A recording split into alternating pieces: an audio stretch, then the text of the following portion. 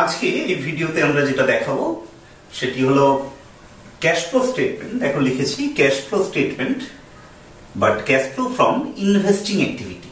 আমরা জানি যে একটা ক্যাশ ফ্লো স্টেটমেন্টের মূলত তিনটি পার্ট থাকে। প্রথম পার্টটা হচ্ছে operating activity, then investing activity and then financing activity or financing activity. তো জাস্ট আগের ভিডিওতে আমরা how to calculate cash flow from operating activity শিখেছি, ঠিক আলাদা আলাদা করে অর্থাৎ ইন্ডিভিজুয়ালি আজকের ভিডিওতে এই ভিডিওতে আমরা যেটা দেখাবো জাস্ট মাঝখানের পয়েন্টটা, মাঝখানের যে অ্যাক্টিভিটিটা অর্থাৎ cash flow from investing activity. Clear? আমরা আগে আলোচনা করেছি যে ইনভেস্টিং অ্যাক্টিভিটির মধ্যে বিশেষত বিশেষ করে কি কি জিনিস আসে। এখানে আসে ফিক্সড অ্যাসেট রিলেটেড ম্যাটারগুলো। ফিক্সড অ্যাসেট কেনা হতে পারে, আবার ফিক্সড অ্যাসেট বিক্রি হতে পারে। যদি ফিক্সড অ্যাসেট কিনি, যত টাকার ফিক্সড অ্যাসেট কিনবো এই ইনভেস্টিং অ্যাক্টিভিটির আন্ডারে সেটা মাইনাস করতে হবে। আর যদি ফিক্সড অ্যাসেট বিক্রি করে দিই তাহলে যত টাকায় বিক্রি করবো অর্থাৎ বিক্রি করে যে টাকাটা পাবো সেটা আমরা ইনভেস্টিং অ্যাক্টিভিটির আন্ডারে প্লাস করব। ওকে? এছাড়াও যদি ইন্টারেস্ট আর ডিভিডেন্ড আমরা পেয়ে থাকি তাহলে সেই ইন্টারেস্ট এবং ডিভিডেন্ড যদি পেয়ে থাকি, আবার রিপিট করছি, যদি ইন্টারেস্ট এন্ড ডিভিডেন্ড পেয়ে থাকি তাহলেই কিন্তু ইনভেস্টিং অ্যাক্টিভিটির আন্ডারে আমরা প্লাস করে দেখাবো। এছাড়া যদি কোনো কারণে গুডউইল ইনক্রিজ করে সেটিকে ইনভেস্টিং অ্যাক্টিভিটির আন্ডারে মাইনাস করে দেখাতে হয়। ঠিক আছে? তো আপাতত যা আলোচনা হলো মনে হতে পারে বিষয়টা সোজা। কেন সোজা বলছি? যেমন ফিক্সড অ্যাসেট বলতে আমরা কি বুঝি? Building, machinery, furniture, any other long term investment, এগুলোকে ফিক্সড অ্যাসেট বুঝি। তোমরা বলতে পারো যে কেনা হচ্ছে না বেচা হচ্ছে, সেটা তো আমরা ওই দুটো ইয়ারের ব্যালেন্সকে আমরা যদি চেক করি, যদি কম্পেয়ার করি তাহলেই বুঝতে পারি। কিরকম? যেমন ধরলাম বছরের শুরুতে মেশিন আছে 1 লাখ টাকা, আর বছরের শেষে মেশিন হয়ে গেল 1,80,000। তাহলে 1 লাখ থেকে 1,80,000 হলো কিভাবে? ন্যাচারালি যে মেশিন কেনা হয়েছে বলে মেশিনের ভ্যালুটা ইনক্রিজ করেছে। তাহলে মেশিন কিনলে টাকা চলে যায়। তাহলে কত টাকা মেশিনের পিছনে টাকা চলে গেছে? 80,000 টাকা। যেহেতু 1 লাখ থেকে 1,80,000 হয়েছে, তাহলে যখন আমরা ইনভেস্টিং অ্যাক্টিভিটি করব লিখবো পারচেজ অফ মেশিনারি বলে -80,000 করে দিলেই হয়ে যায়। আদারওয়াইজ উল্টো দিক থেকে এরকমও থাকতে পারে, ধরে নেওয়া যায় ফার্নিচার ছিল 2 লাখ টাকা, হয়েছে 1.5 লাখ টাকা। তাহলে 50,000 টাকা কমে গেল কেন? এই জন্যই কমে গেল যে ফার্নিচার বিক্রি করা হয়েছে, সেই জন্য 50,000 টাকার ফার্নিচার বিক্রি করে দিয়েছে, সেই জন্যই 2 লাখটা হয়ে গেল 1.5 লাখ টাকা। সেই ক্ষেত্রে আমরা লিখবো সেল অফ ফার্নিচার বলে +50,000 টাকা। তো বিষয়টা মনে হতে পারে সোজা যে দুটো ইয়ারের যদি ব্যালেন্স দেওয়া থাকে সেই দুটো ইয়ারের ব্যালেন্সকে আমরা কম্পেয়ার করলেই বুঝতে পেরে যাবো যে ফিক্সড অ্যাসেট কেনা হয়েছে না বেচা হয়েছে। যদি বেড়ে যায় তখন বুঝতে হবে কেনা হয়েছে, আর যদি কমে যায় তখন বুঝতে হবে যেটা বেচা হয়েছে। কিন্তু সমস্যাটা হয় যখন একটু কঠিন অঙ্কে যাই, তখন সেক্ষেত্রে দেখতে পাবে, বিশেষ করে আমরা যে অঙ্কটা দিয়ে তোমাদের কম্পিউটারে দেখাবো সেখানে দেখতে পাবে একটি মেশিন অ্যাকাউন্টের দুটো ব্যালেন্স দেওয়া রয়েছে। সাইমালটেনিয়াসলি তার এগেইনস্টে অ্যাকিউমুলেটেড ডেপ্রিসিয়েশনের দুটো ব্যালেন্স দেওয়া রয়েছে। তাহলে সমস্যা কখন হয়? যখন ওই ফিক্সড অ্যাসেটের সাথে প্যারালালি অ্যাকিউমুলেটেড ডেপ্রিসিয়েশনটা দেওয়া থাকে। সেই ক্ষেত্রে তোমরা দুটো অ্যাকাউন্ট খুলে নেবে, একটা হচ্ছে ওই ফিক্সড অ্যাসেটের জন্য আর একটা অ্যাকিউমুলেটেড ডেপ্রিসিয়েশন অ্যাকাউন্টের জন্য। অ্যাকাউন্ট খোলার পর যদি রিলেটেড কোনো অ্যাডজাস্টমেন্ট থাকে নিচে, তাহলে অ্যাডজাস্টমেন্টের একটা জার্নাল এন্ট্রি করবে। জার্নাল এন্ট্রি করার পর সেটা পোস্টিং করার একটা রুল আছে, সেটা তোমরা করবে। করার পর যদি ওই অ্যাসেট অ্যাকাউন্টটা ক্লোজ করো তাহলে পেয়ে যাবে অ্যাকচুয়ালি কত টাকার অ্যাসেট কেনা হয়েছে, কত টাকার অ্যাসেট বিক্রি করা হয়েছে। ওকে? তো আর বেশি আলোচনা করছি না, তোমরা অঙ্কটা ভীষণ কেয়ারফুলি নজর দাও, ভীষণভাবে ফলো করো, কারণ এই ধরনের অঙ্ক সাধারণত পাওয়া যায় না। তোমরা যদি এই অঙ্কটা বুঝতে পারো, কারণ জেনারেল অঙ্কর ব্যাপারটা বুঝে গেছি যে ধরো কোনো অ্যাডজাস্টমেন্ট নেই, অ্যাকিউমুলেটেড ডেপ্রিসিয়েশন নেই, সেই ক্ষেত্রে কি থাকতে পারে?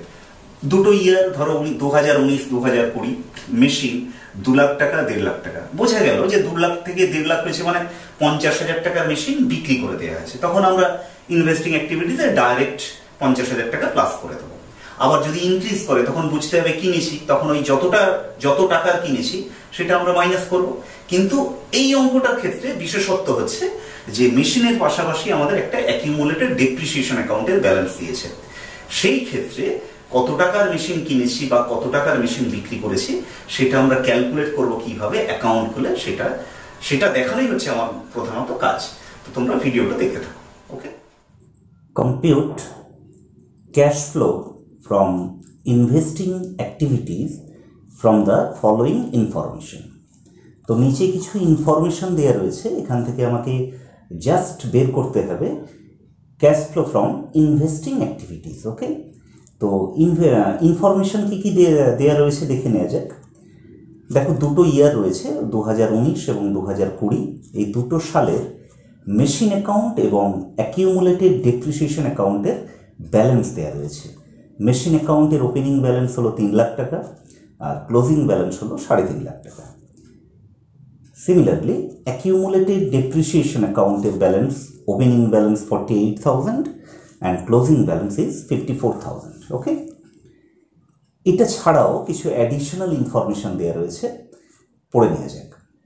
During the year 2020, machine costing rupees 60,000 with accumulated depreciation of rupees 24,000, অর্থাৎ একটি মেশিন যার কেনা দাম ছিল 60,000 টাকা, কিন্তু অলরেডি ডেপ্রিসিয়েশন তার এগেনস্টে 24,000 টাকা চার্জ করা হয়ে গেছে। অর্থাৎ 60,000 থেকে 24,000 যদি আমরা মাইনাস করি, ইট উইল বিকাম 36,000।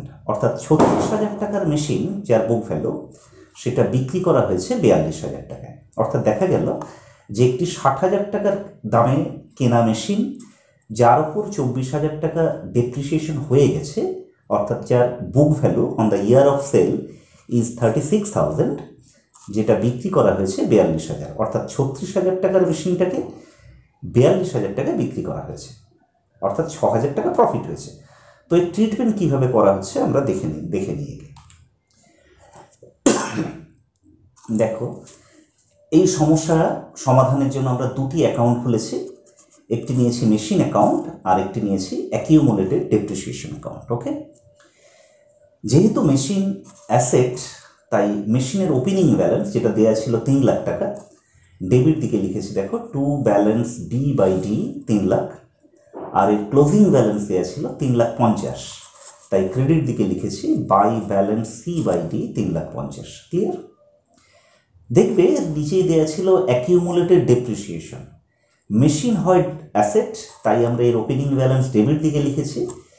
যেহেতু অ্যাকিউমুলেটেড ডেপ্রিসিয়েশন লায়াবিলিটি, তাই এর ওপেনিং ব্যালেন্সকে আমরা লিখেছি ক্রেডিট দিকে। দেখে নেওয়া যাক। দেখো, লিখেছি বাই ব্যালেন্স B/D 48,000 আর ক্লোজিং ব্যালেন্স ডেবিট দিকে একটু নিচে লিখেছি টু ব্যালেন্স C/D 54,000। তোমরা কি করলাম, যে মেশিন এবং অ্যাকিউমুলেটেড ডেপ্রিসিয়েশন এদের যে ব্যালেন্সগুলো দেওয়া ছিল অ্যাকর্ডিং টু রুল, আমরা রুল ফলো করে আমরা তার ব্যালেন্সগুলোকে, অর্থাৎ ওপেনিং এবং ক্লোজিং ব্যালেন্সকে পুট করেছি। নেক্সট এবার দেখে নেওয়া যাক অ্যাডজাস্টমেন্টে কী ছিল। অ্যাডজাস্টমেন্টে বলেছিল একটি মেশিন যার কেনা দাম 60,000 টাকা, যার এগেনস্টে 24,000 টাকা অলরেডি ডেপ্রিসিয়েশন চার্জ করা হয়ে গেছে, অর্থাৎ ডেপ্রিসিয়েশন চার্জ করার পরে তার মূল্য দাঁড়িয়েছে 36,000, যেটি বিক্রি করা হয়েছে 42,000। এটার এফেক্ট কী হবে সেটা জানার জন্য আমরা জাস্ট একটা জার্নাল এন্ট্রি করে নিয়েছি, দেখে নেওয়া যাক। দেখো, মেশিনটি বিক্রি করে আমরা 42,000 পেয়েছি, তাই ব্যাংক অ্যাকাউন্ট ডেবিট করেছি 42,000। মেশিন যেহেতু চলে যাচ্ছে এবং যার কেনা দাম ছিল 60,000, মেশিন রিয়েল অ্যাকাউন্টে হোয়াট কামস ইন ডেবিট হয় and what goes out credit হয়। তো মেশিন বিক্রি করছি মানে মেশিন বেরিয়ে যাচ্ছে, তাই মেশিন অ্যাকাউন্টকে ক্রেডিট করেছি 60,000 টাকা দিয়ে। তাহলে কি দেখা গেল, bank account debit 42,000 to machine account 60,000। Okay, এবার দেখো 60,000-এর এগেনস্টে 40,000 টাকা ডেপ্রিসিয়েশন চার্জ হয়ে গেছে। যেহেতু এর এগেনস্টে আমরা অ্যাকিউমুলেটেড ডেপ্রিসিয়েশন অ্যাকাউন্ট খুলেছি, তাই আমরা অ্যাকিউমুলেটেড ডেপ্রিসিয়েশন অ্যাকাউন্ট ডেবিট করেছি 24,000। এবার একটু জাস্ট দেখে নেওয়া যায়, 60,000 থেকে যদি আমরা 24,000 মাইনাস করি, দেখা যাবে মেশিনের দাম হচ্ছে 36,000। এই 36,000-এর জিনিসটাকে আমি যদি 42,000-এ বিক্রি করি, এটা ইন্ডিকেট করে যে 6,000 টাকা প্রফিট হয়েছে। আমরা জানি প্রফিট হোক লস হোক, দে আর অল নমিনাল অ্যাকাউন্ট, আর লস হলে ডেবিট হতো, কিন্তু যেহেতু প্রফিট হয়েছে তাই প্রফিট অন সেল অফ মেশিনকে আমরা ক্রেডিট করেছি 6,000 টাকা দিয়ে। তাহলে আলটিমেটলি জার্নাল এন্ট্রিটা কি দাঁড়ালো? Bank account debit 42,000, accumulated depreciation account debit 24,000, to machine account 60,000 and to profit on sale of machine is 6,000। এবার এগুলোকে এই টোটাল জার্নাল এন্ট্রিটাকে আমরা অ্যাকাউন্টে কীভাবে এফেক্ট দিচ্ছি দেখে নেওয়া যাক। প্রথমে মেশিন অ্যাকাউন্টে চলে আসি। দেখবে মেশিন অ্যাকাউন্ট ক্রেডিট হয়েছিল 60,000 টাকা দিয়ে। দেখো আমরা 60,000 টাকাই ক্রেডিট করেছি, কিন্তু একটু একটু ডিফারেন্ট ওয়েতে। দেখো লিখেছি by bank account 42, okay, by accumulated depreciation 24। তাহলে দেখো ক্রেডিট করলাম আমরা কত? 66। আর ডেবিটে লিখেছি টু প্রফিট অন সেল 6।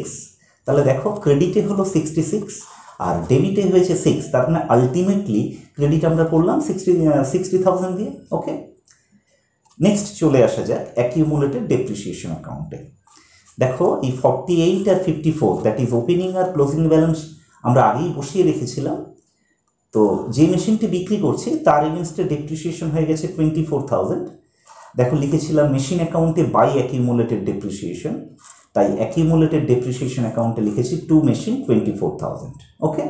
তাহলে যেই জার্নাল এন্ট্রিটা আমরা করলাম সেটাকে এই দুটো অ্যাকাউন্টে আমরা পোস্টিং করে দেখালাম। এবার আমাদের ব্যালেন্স করতে হবে। দেখো মেশিন অ্যাকাউন্টকে যদি এখন ব্যালেন্স করি, দেখা যাচ্ছে ডেবিট দিকে 1,10,000 টাকা কম পড়ছে। কি দিয়ে মেলাবো? না, ব্যাঙ্ক অ্যাকাউন্ট দিয়ে। তাই ডেবিট দিকে কম পড়েছে বলে লিখেছি টু ব্যাঙ্ক অ্যাকাউন্ট 1,10,000। এটা কি ইন্ডিকেট করে? এটা ইন্ডিকেট করে যে মেশিন কেনা হয়েছে। তাহলে মেশিন অ্যাকাউন্ট থেকে আমরা দুটো এফেক্ট পেলাম ইনভেস্টিং অ্যাক্টিভিটিসে আসার জন্য। একটি হলো দেখো মেশিন অ্যাকাউন্টে বাই ব্যাঙ্ক লেখা হয়েছে, অর্থাৎ মেশিন বিক্রি করা হয়েছে 42,000 টাকা। আরেকটি লেখা হয়েছে টু ব্যাঙ্ক, অর্থাৎ মেশিন কেনা হয়েছে 1,10,000 টাকা। এই দুটো এফেক্টই কিন্তু আমাদের ইনভেস্টিং অ্যাক্টিভিটিসের মধ্যে আসবে। ক্লিয়ার? এবার দেখে নেওয়া যায় অ্যাকিউমুলেটেড ডেপ্রিসিয়েশন অ্যাকাউন্টটা কীভাবে বন্ধ হচ্ছে।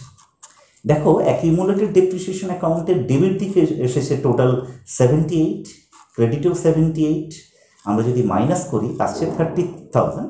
এটা আমরা মেলাবো ডেপ্রিসিয়েশন অ্যাকাউন্ট দিয়ে। এবার depreciation is a nominal account, তার মানে এটা ফাইনালি যাবে কোথায়? না, প্রফিট অ্যান্ড লস অ্যাকাউন্টে। যেহেতু আমরা অপারেটিং অ্যাক্টিভিটি করছি না, তাই প্রফিট অ্যান্ড লস অ্যাকাউন্টের ট্রিটমেন্ট আমরা এখানে দেখালাম না। তাহলে এবার যদি ফাইনালাইজ করি আমরা,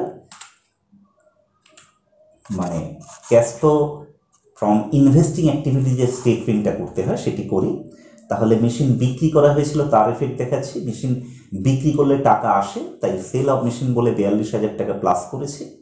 আর মেশিন কিনলে টাকা চলে যায়, এক্ষেত্রে 1,10,000 টাকার মেশিন কেনা হয়েছে, তাই পারচেজ অফ মেশিন মাইনাস 1,10,000, তাহলে প্লাস 42,000 মাইনাস 1,10,000, আলটিমেট রেজাল্ট হচ্ছে মাইনাস 68,000। অর্থাৎ আমরা বলতে পারি net cash used in investing activity that is 68,000, ওকে ওকে। তো এইভাবে আমরা ইনভেস্টিং অ্যাক্টিভিটি কীভাবে ক্যালকুলেট করতে হয় সেটা শিখে গেলাম। নেক্সট ভিডিওতে আমরা how to calculate cash flow from financing activity সেটা শিখব, তোমরা দেখতে থাকো, ওকে।